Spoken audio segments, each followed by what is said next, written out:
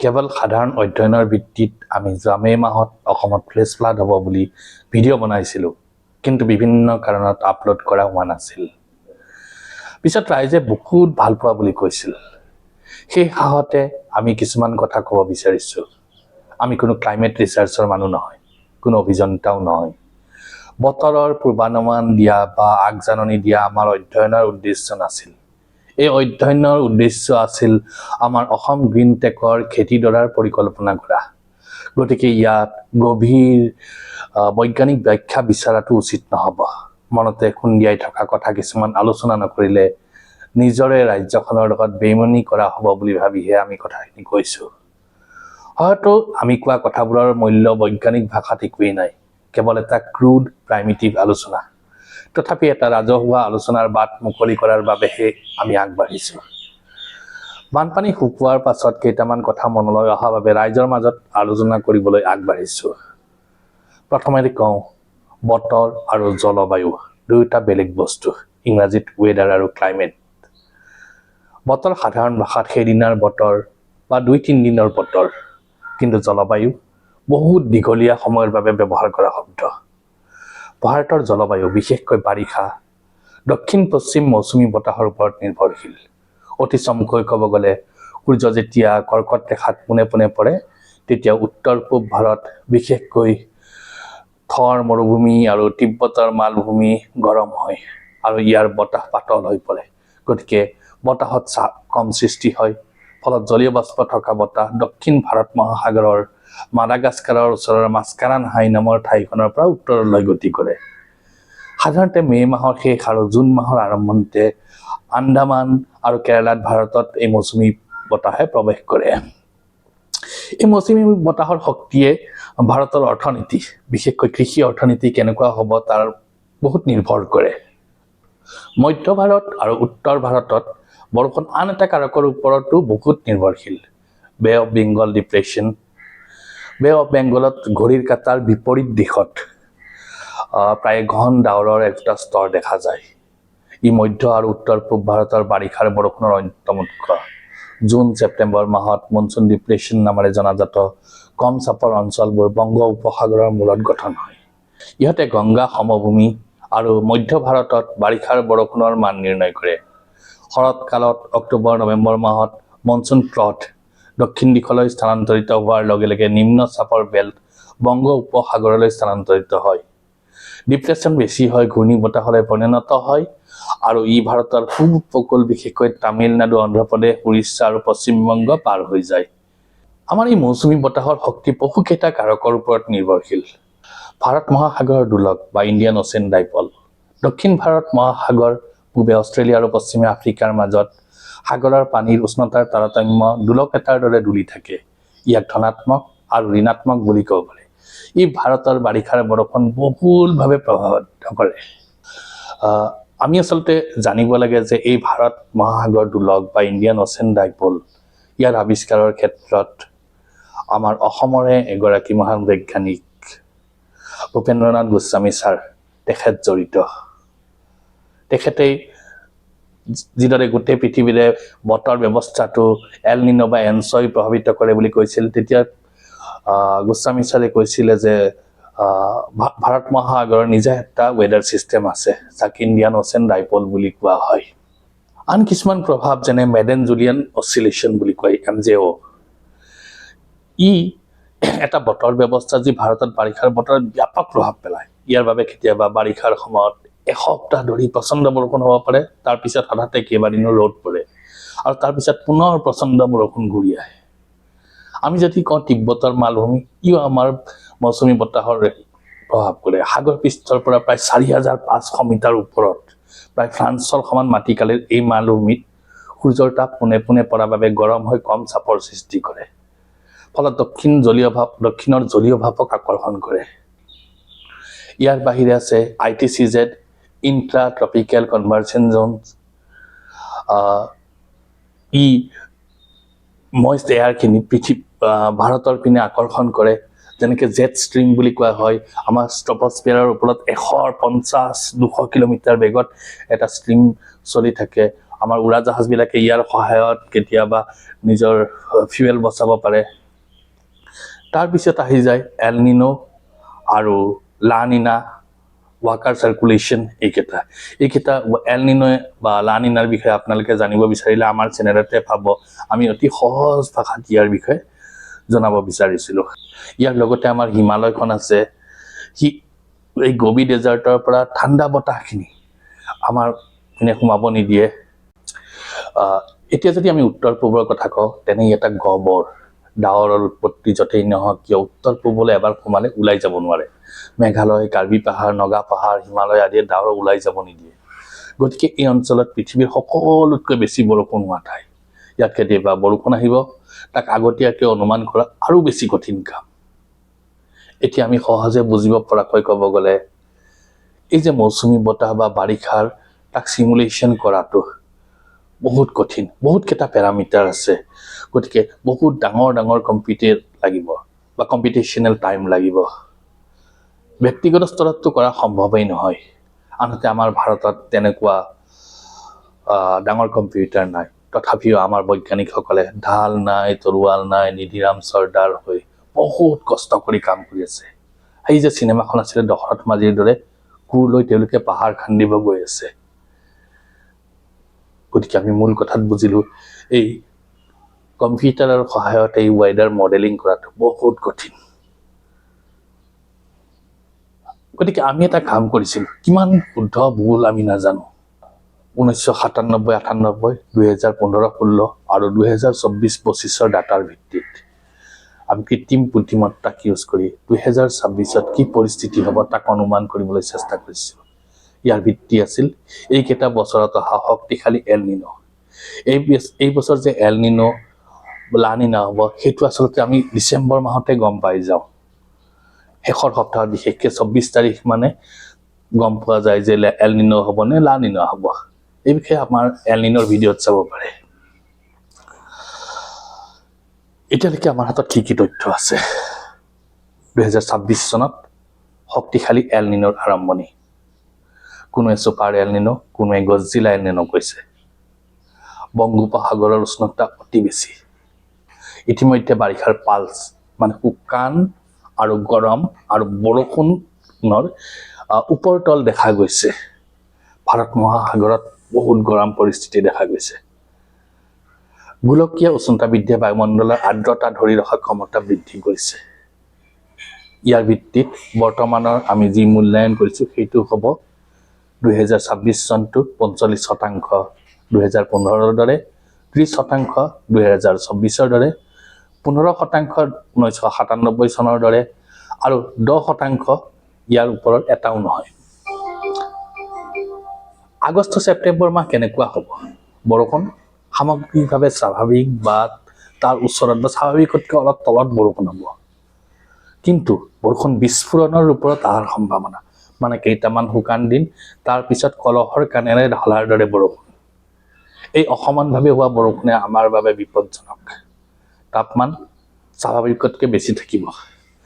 সেমেকা বতৰৰ বিৰতিৰ সময়ত সৰ্বোচ্চ উষ্ণতা গড়তকৈ 1 বা 2 ডিগ্ৰী চেণ্টিগ্ৰেড বেছি থাকিব। অধিক আৰ্দ্ৰতাই পৰিস্থিতি বহুত গৰম কৰিব পাৰে। 35 ডিগ্ৰীটো 45 ডিগ্ৰীত থকাৰ দৰে গৰম অনুভৱ হ'ব পাৰে।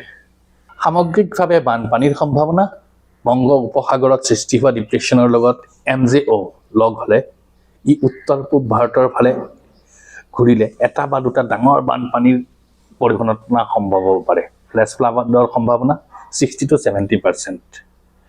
অতি উচ্চ বিপদৰ সম্ভাৱনা থকা জিলাকেইখন হ'ল ধেমাজি, লখিমপুৰ, শোণিতপুৰ, বিশ্বনাথ। হাই ৰিস্কত আছে গোলাঘাট, নগাঁও, মৰিগাঁও, দৰং। আনহাতে মধ্যমীয়া বিপদ হ'ব পাৰে যোৰহাট, শিৱসাগৰ, ডিব্ৰুগড়। চহৰীয়া বিপদ গুৱাহাটী। কিহৰ দ্বাৰা এই সম্ভাৱনা সলনি হ'ব পাৰে? আটাইতকৈ ডাঙৰ অনিশ্চয়তাটো হ'ল আগষ্ট মাহত মেডেন জুলিয়ান অচিলেশ্যন MJO কেনে আচৰণ কৰে। যদি ভাৰত মহাসাগৰৰ বংগ উপসাগৰৰ ওপৰত MJO সক্ৰিয় হয়, তেতিয়াহ'লে বে অফ বেংগলত চাপ কমিব, অধিক বৰষুণ হ'ব, বানপানীৰ আশংকা বৃদ্ধি হ'ব। যদি MJO প্ৰশান্ত মহাসাগৰৰ ওপৰত থাকে, তেনেহ'লে দীঘলীয়া শুকান অতি গৰম বতৰ আৰু কম ব্যাপকভাৱে হোৱা বৰষুণৰ পৰিঘটনা, কিন্তু বিচ্ছিন্ন প্ৰচণ্ড বৰষুণ এতিয়াও হ'ব পাৰে। 2026 চনৰ আগষ্ট ছেপ্টেম্বৰ মাহৰ বাবে আনুমানিক সম্ভাৱনাটো কৈছোঁ। সাধাৰণ উষ্ণতা ওপৰত থাকিব 80%, উচ্চ আৰ্দ্ৰতা 90%, বৰষুণ সামগ্ৰিকভাৱে স্বাভাৱিকতাৰ ওচৰত কিন্তু অসমানভাৱে বিস্তৃত 60%, এটা বা তাতোধিক তীব্ৰ বৰষুণৰ পৰিঘটনা 100 মিলিমিটাৰ পাৰ ডে প্ৰায় 70%, স্থানীয় ফ্লেছ ফ্লাডৰ সম্ভাৱনা 65%, ৰাজ্য যদি বৃহৎ দীঘলীয়া বানপানীৰ সম্ভাৱনা বহুত কম 35%। ইয়াৰ উপৰিও আন এটা গুৰুত্বপূৰ্ণ কথা উল্লেখ কৰিব লাগিব যে এই বছৰ মৌচুমী বতাহ ঘূৰি যোৱাটো সোনকালে হ'ব, গতিকে বাৰিষাও সোনকালে শেষ হ'ব বুলি পূৰ্বানুমান কৰা হৈছে। গতিকে ছেপ্টেম্বৰ অক্টোবৰ মাহত কম বৰষুণ হোৱাৰ সম্ভাৱনা আশংকা কৰা হৈছে। আনহাতে গৰমৰ পৰিমাণটো 1 পৰা 2 ডিগ্ৰী কেৱল দিনতে নহয় ৰাতিও বাঢ়ি যাব। গতিকে ৰোগীয়া লোকসকল তেওঁলোকৰ বিশেষ ব্যৱস্থা লোৱা ভাল, লগতে বৃদ্ধসকলৰো। আমাৰ এই অনুমান এনালগ ভিত্তিত, কোনো পূৰ্বাভাস নহয়। পৰিকল্পনা আৰু বিপদ বুজিবলৈ এইবোৰ উপযোগী, কিন্তু ইহঁতে ক'ত বা কেতিয়া ফ্লেছ ফ্লাড হ'ব সেইটো সঠিকভাৱে ভৱিষ্যতবাণী কৰিব নোৱাৰে। কিন্তু ইয়াত আমি এটা কথা ধৰা নাই, সেইটো হ'ল জলবায়ু পৰিৱৰ্তন। এটা কথা খাটাংকৈ ক'ব লাগিব যে জলবায়ু পৰিৱৰ্তন সঁচা, সত্য আৰু খৰকৈ হৈ আছে। এই জলবায়ু পৰিৱৰ্তনৰ ফলত পৃথিৱীত এনেকুৱা কিছুমান ঘটনাৰ আৰম্ভণি হ'ব ধৰিছে যে বহু বৈজ্ঞানিকে ক'ব আৰম্ভ কৰিছে যে আৰু কেইটামান শতিকাতে পৃথিৱীখন জীৱ জীয়াই থকাৰ অনুকূল হৈ নাথাকিব। আৰু ইয়াৰ প্ৰভাৱ ইমানকেইটা দিশত পৰিছে যে ইয়াৰ সামূহিক প্ৰভাৱ গৱেষকসকলে অনুমান কৰিবলৈ কষ্ট হৈছে। এনেকুৱা ঘটনা হ'ব পাৰে যে কোনোবা এটা ফেক্টৰ, ধৰা হওক পাৰ্মাফ্ৰষ্টৰ গলন, বহুকেইটা ঘটনা একেলগে ট্ৰিগাৰ কৰিব পাৰে, চেইন এটাৰ সৃষ্টি কৰিব পাৰে, কেটাষ্ট্ৰফিক কিবা এটা ঘটাই দিব পাৰে। এই পাৰ্মাফ্ৰষ্টৰ বিষয়েও আপোনালোকে আমাৰ চেনেলতে পাব পাৰে। এই জলবায়ু পৰিৱৰ্তনে সঘনাই হোৱা ফ্লেছ ফ্লাড, দীঘলীয়া খৰাং, এই ঘটনাবোৰ সঘনাই ঘটাব ধৰিছে। আজি যদি নগা পাহাৰত বৰষুণে শিৱসাগৰ, যোৰহাট ধ্বংস কৰিছে, কাইলৈ একে বৰষুণে কাৰ্বি পাহাৰত হৈ নগাঁৱত অৱস্থা বেয়া হ'ব পাৰে। আনহাতে অৰুণাচলৰ পানীয়ে ডিব্ৰুগড়, লখিমপুৰ, ধেমাজি, শোণিতপুৰ ইয়াতকৈ বেয়া অৱস্থা কৰিব পাৰে। মেঘালয়ৰ বৰষুণে সমগ্ৰ বৰাক ডুবাই দিব পাৰে। মূল কথাটো হ'ল জলবায়ু পৰিৱৰ্তনৰ বাবে এই ফ্লেছ ফ্লাড বা অত্যাধিক খন্তেকীয়া বৰষুণৰ সঘনাই আহিব ধৰিছে, আৰু ইয়াক আমি ৰুধিব নোৱাৰোঁ। আমি ইয়াৰ লগত মোকাবিলা কৰিব লাগিব। গতিকে ৰাইজৰ লগত চৰকাৰো সজাগ হ'বৰ হ'ল। পুখুৰী খান্দি বানপানী ৰোধ কৰিম জাতীয় ইথিকিং কৰা কথা কোনোবাই বৰমূৰীয়াই ক'লেই তাৰ প্ৰতিবাদ আমি কৰিবই লাগিব।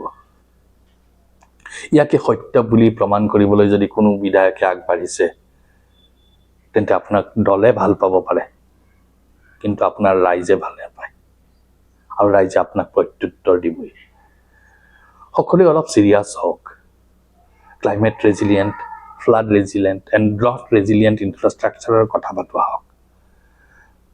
মথাউৰিৰ ওপৰত বৈজ্ঞানিক ভিত্তিত ফ্লাড গেটৰ কথা পাতোৱা হওক।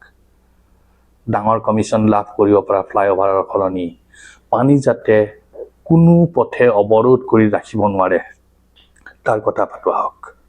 পথৰ ওপৰেৰে পানী বাগৰিব তেতিয়াহে যেতিয়া পৰ্যাপ্ত কালভাৰ্ট নাথাকে, পানী ওলাই যাব নোৱাৰে। এইবাৰ ৰাষ্ট্ৰীয় ঘাইপথত ডিভাইডাৰৰ দুয়ো কাষে প্ৰায় 3 ফুট পানীৰ ব্যৱধান আছিল। 3 ফুট ওপৰৰ পৰা পানী বাগৰি আছিল। 200 কোটিৰ ফ্লাইঅভাৰৰ ঠাইত 20 লাখ টকীয়া কেইটামান কালভাৰ্ট বনাব পৰা নগ'লহেঁতেন নে? আমি বুজা উচিত যে মথাউৰি আৰু পথসমূহো একোটা নদী বান্ধৰ দৰে। ই নিজৰ বহন ক্ষমতালৈ পানী ধৰি ৰাখে। যেতিয়া তৎক্ষণাত খুলি যায় বা ভাঙি যায় তাক ৰুধিব নোৱাৰে। ৰাইজে এটা কথা মনত ৰাখিব লাগিব, all mega constructions are contractor friendly, politician friendly, engineer friendly, but not মাছ ফ্ৰেণ্ডলি।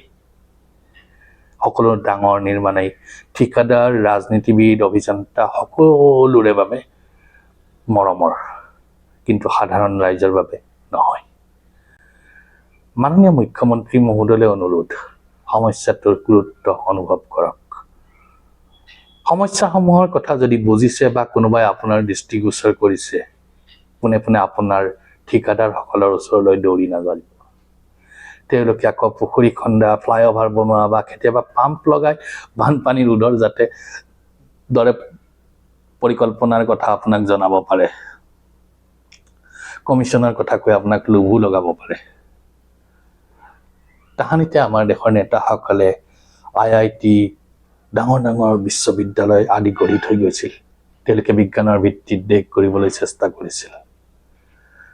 আমাৰ গুৱাহাটী IIT, তেজপুৰ বিশ্ববিদ্যালয়, ডিব্ৰুগড় বিশ্ববিদ্যালয়, NIST, NIT, অভিযান্ত্ৰিক মহাবিদ্যালয়সমূহত বহুত গৱেষক আছে। ইয়াৰ বহুতো চোকা প্ৰফেচৰ, বিজ্ঞানী বহুত কষ্ট কৰি সীমিত সুবিধাৰে কাম কৰি আছে। ব্ৰহ্মপুত্ৰ ফ্লাড বেচিনৰ টপগ্ৰাফি মেপিং কৰি একোটা সঠিক বৈজ্ঞানিক দিশ নিৰ্ণয় কৰিবলৈ তেওঁলোক সক্ষম। বিশ্বাস কৰক মহোদয়, তেওঁলোকে লোকৰ হাতেৰে থেচিছ লিখা নাছিলে। পাহাৰখন আপোনাৰ ওচৰলৈ নাহে, আপুনি পাহাৰ ওচৰলৈ যাব লাগিব। গতিকে এওঁলোকৰ ওচৰলৈ আপুনি যাওক, অলপ নাৱৰ টিঙৰ পৰা নামক, অলপ চিৰিয়াছ হওক মহোদয়, দায়িত্ব লওক। এসময়ত গণশত্ৰু আখ্যা দিয়া হিতেশ্বৰ শইকীয়াও নিৰ্বাচনত জিকিছিল, আনহাতে প্ৰফুল্ল মহন্ত নিৰ্বাচনত হাৰিছিল।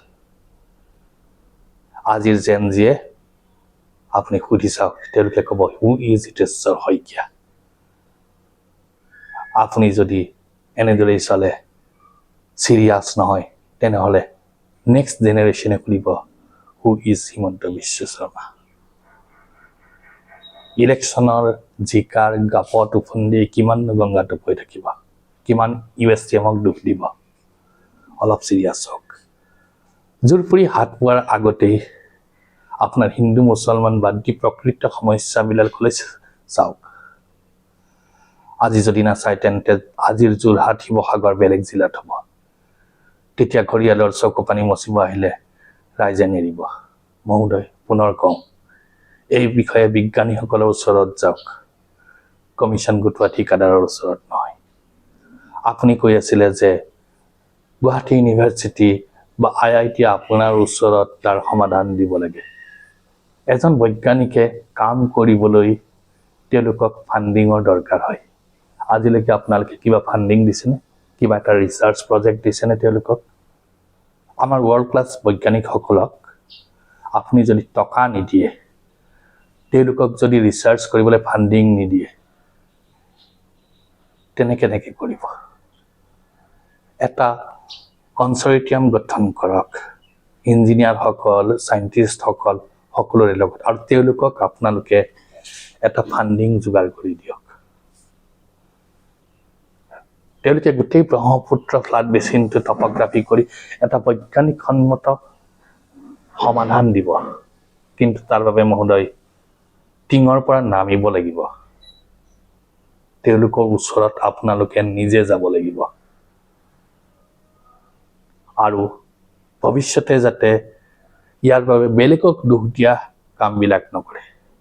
ইয়াৰ লগতে এটা কথা কম, মান্য মহোদয়, পলিটিকেল পেট্ৰনাইজেশ্যন নহ'লে অসমত এই অবৈধভাৱে কয়লা, শিল, বালি আদিৰ চিণ্ডিকেট চলিব নোৱাৰে। এই কথা একেবাৰে সৰু কেঁচুৱা এটাক ক'লেও জানিব। যিমান কয়লা খান্দা হৈছে, যিমান বালিৰ চিণ্ডিকেট, শিলৰ চিণ্ডিকেট, সকলোতে আপুনি আৰু আপোনাৰ চৰকাৰ জড়িত, সেই সকলোৱে জানে। গতিকে অসমৰ ভৱিষ্যতৰ কথা চিন্তা কৰি এইবোৰৰ পৰা আঁতৰ হৈ আহক, তেতিয়াহে অসমখন বাচিব। নহ'লে আজিৰ শিৱসাগৰত যি ঘটনা ঘটিছে, সেই ঘটনা কাইলৈ শোণিতপুৰত, ধেমাজি, ডিব্ৰুগড়ত, লখিমপুৰত, নগাঁৱত, ইভেন বৰপেটা, গোৱালপাৰা, নলবাৰী সকলোতে হ'ব পাৰে। মহোদয়, চিৰিয়াছ হওক আৰু চিৰিয়াছ হৈ অসমৰ এই সমস্যাটোৰ কথা চিন্তা কৰক। ধন্যবাদ।